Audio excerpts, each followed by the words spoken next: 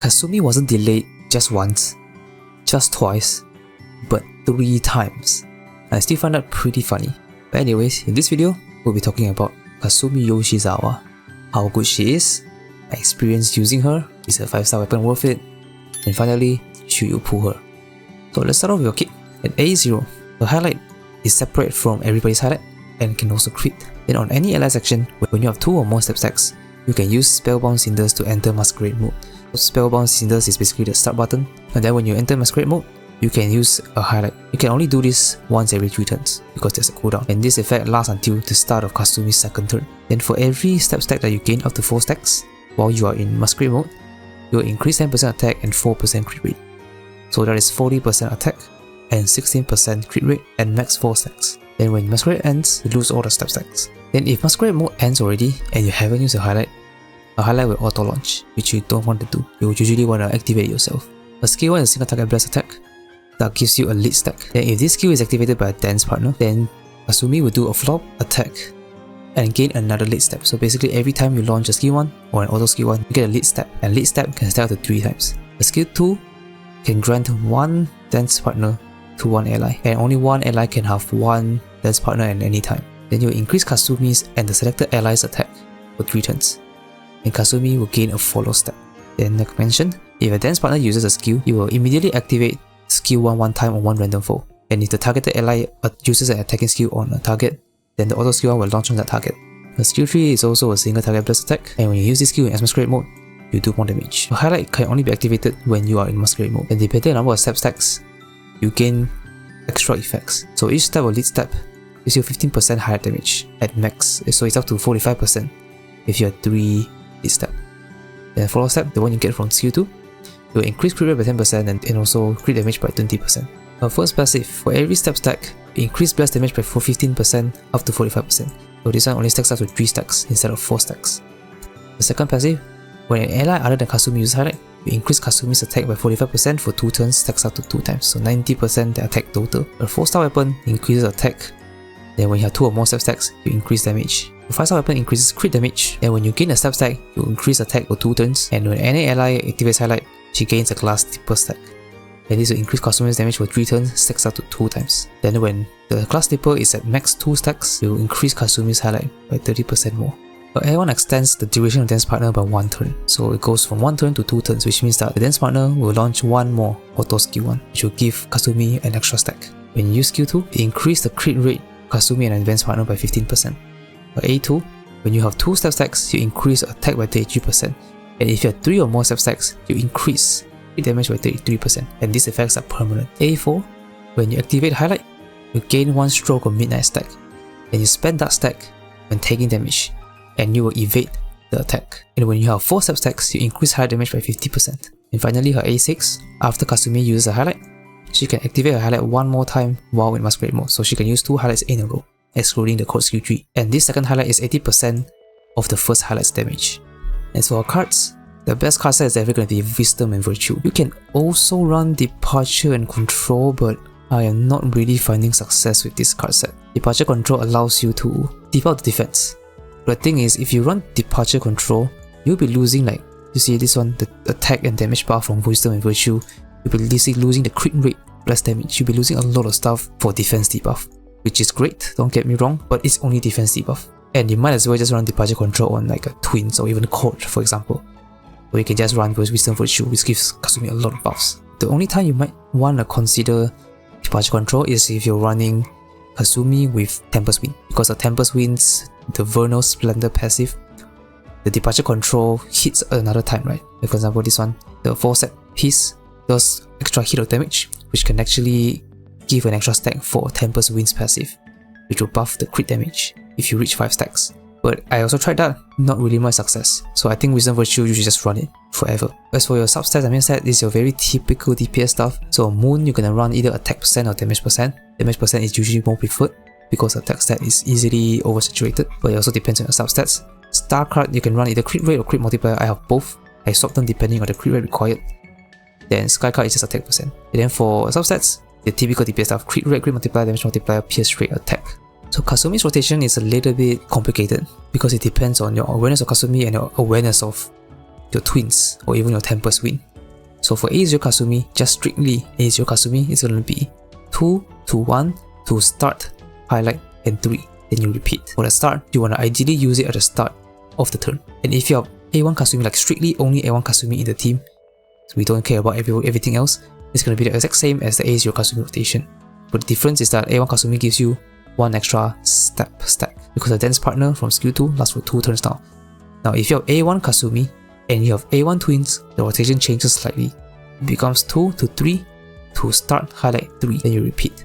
This change is because A1 twins and A6 Tempest Wind does extra hits, which will give extra stacks for Kasumi. So you can afford to replace the skill 1 with the skill 3 because you no longer need to manually get the stack.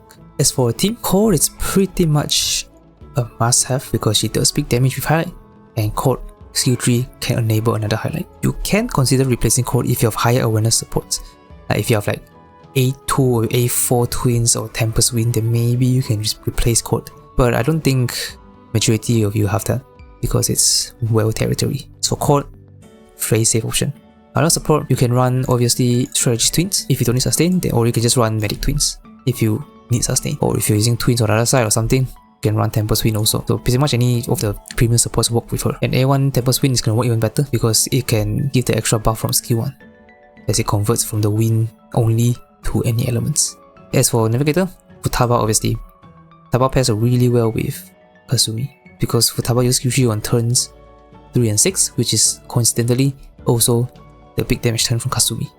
So they will synergize very well together. For Dagger, it really depends. Glimmer is a very good option for 36% plus damage increase, which is huge. If you require defense debuff, which Kasumi really wants because of single target bosses having high defense, you can run Starry Compass or Arc Knife. You can run Arc Knife if you have at least 2 elements on the team. So while one of the elements is already covered by Code, so you need 1 more from Wonder and you should be able to debuff more defense using Arc Knife over Starry Compass. And for Persona, the best persona for her is obviously Shalsa. This persona is built for her. The signature skill increases damage taken, specifically from the highlight, and Overclock can also debuff defense and increase blast damage taken. As for our persona, depends what you need. Nien is pretty good if you're running twins because of Rakunda and the Overclock. This is triggered by a fire skill which the twins can do. Or if you need even more defensive buff, you can run Genostic or Vishnu. If you have enough defensive buff, you can run Dionysus. Now let's talk about her weapon. How much better is a 5-star weapon compared to a maxed out 4-star weapon? So here is the data, and I'll just say that this is one of the better 5-star DPS weapons. In my initial impression video of Kasumi, I did say the same thing, and it's still true. Typically, DPS weapon is about 10 to 15% increase. So Kasumi is about 15 to 20%, so that's higher than average. So you can definitely consider a 5-star weapon. It's definitely one of the more worth DPS 5-star weapons. So the next thing I want to talk about is how good is Kasumi as a single target DPS. Unfortunately, I do not have any way of testing this. These past 2 weeks, the only single target boss I have to test on is the Kasumi boss, which is not fair. I cannot run like Frostgale or mess out on that boss. They will obviously score a lot lower. But instead, what I did was I took the scores from previous bosses and then compare it to Kasumi. Like for example, I use Frostgale's boss to compare against Kasumi's boss. This is also far from accurate, by the way. Do not take the numbers at face value because different bosses have different buffs, different gimmicks, and the bosses are also from a different update. So my account level, my account strength is obviously going to be weaker the older the scores are from. So we can actually compare Kasumi and Frostgale's scores here. You can see that there is a clear winner. Kasumi is the winner. No surprises there. And then we can look at it. DOD. DOD has the biggest increase, 34.5%. That is not surprising because Kasumi, we all know, is very good at burst damage. She does big burst damage with her highlight, and DOD favors those that does big burst damage. However, the percentage increase here probably isn't as big as some might expect. The thing is, Kasumi does big burst damage. For DOD, no doubt, a lot higher. But for the other two, especially MLD, I don't know why it's 4.3%. Strange. As always, it's a bigger jump, 23%. But yeah, Kasumi does a big highlight damage. But you also need to consider that Kasumi only does huge damage on turns 3 and 6. Outside of those turns, she does very little damage. Meanwhile, if you look at Frostgale for example, Frostgale does consistent damage every turn. From turn 1 to turn 6, consistent damage. She does good damage with everything. Skill 1, Skill 3, Highlight and Resonance. Consistent damage. But overall, it's still lower than Kasumi. I'm not saying that Frostgale is better, because I mean the number shows otherwise. Frostgale is worse. But you also need to know that while the big burst damage is huge, it's only burst damage that does the most damage. I also put the scores for Mesa and Queen, and you probably already noticed that there's blanks here. I purposefully didn't put anything here, even though I have the numbers. I didn't put it because these numbers are from quite some months ago, when Twins Tempest Wind were not released. So those are very terrible scores, and definitely not fair to Mesa and Queen if I included them here. But yeah, you don't even need to compare to Kasumi, just compare to First Girl Mod. You can see that power creep is power creep. It's gonna get higher from here. Now it's time to talk about my experience using this character, the good and the bad, what I like and what I dislike about this character. So I really only have two topics I want to talk about. The first one is about the reliance on core. Kasumi does require core, at least for low awareness supports. We don't talk about A6 Tempest Wind or A6 Twins against A6 core, because that is very different and most of you don't have that.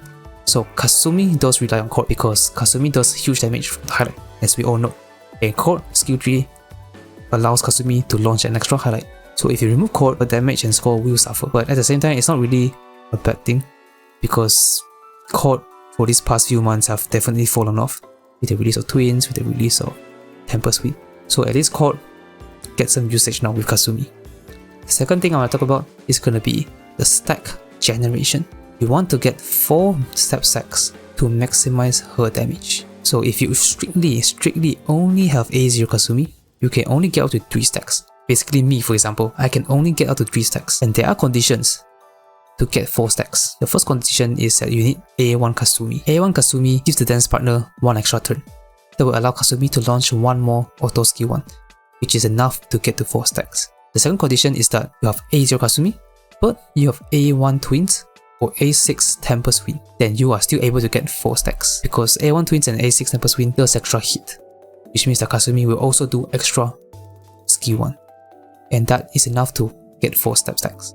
My point is, to fully unlock Kasumi, you either need A1 Kasumi or A1 Twins or A6 Tempest Wind. And I've known of that, so this is mostly just a me problem, okay?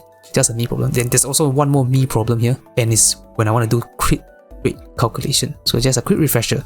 Each step stack in Masquerade mode increases attack and crit rate. So the crit rate is going to be 16% at 4 stacks. Since I cannot get 4 step stacks, I can only get up to 3. It means that I need to minus 4% from my crit rate. So basically in the calculator, I need to click 4 stacks, go to 3 stacks. And I sometimes forget to do that, and it messes my calculation. So again, this is just a me problem, okay? So finally, should you pull Kasumi Yoshizawa or Violet? It's a little bit difficult to rate the DPS, because if you care about like scoring in SOS, then you should absolutely pull her, because of how scoring in SOS works. You want every element for every DPS. But if you don't, she is skippable. So for example, if you have Frost Galmont, then you can skip Kasumi just fine. Frost Galmont still does good damage. And we are getting another single target DPS, hopefully probably in like 2 months, assuming there's no delay. So if you have Frost Galmont, I give this rating a 5 out of 10. It is skippable. So outside of owning Frost Galmont, how much value does Kasumi bring to your account if you pull her? Overall, good value. She's the only single target DPS in the game right now, and she also does very good damage. So she will definitely help your account a lot. That being said, like I said, maybe 2 more months we can have single target DPS, but you know, they can change it so they can mess you up and stuff. Another thing that I need to quickly mention is Court. Not having Court will definitely reduce Kasumi's damage quite a bit. So if you don't have Court, you can definitely consider skipping her. But if you do have her, she's a good pick. She gives a lot of damage. That's good damage. So the final pull rating for Kasumi is 7 out of 10.